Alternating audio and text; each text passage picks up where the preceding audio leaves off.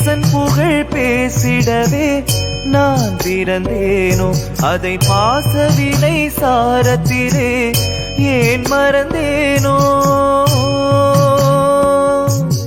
ஈசன் புகழ் பேசிடவே நான் பிறந்தேனோ, அதை பாசவினை சாரத்திலே ஏன் மறந்தேனோ.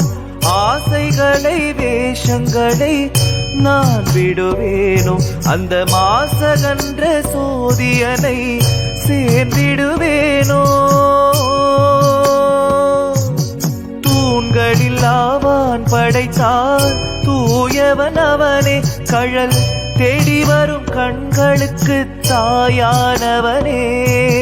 தூண்களில் ஆவான் படைத்தான் தூயவன் அவனே, கடல் தேடி வரும் கண்களுக்கு தாயானவனே.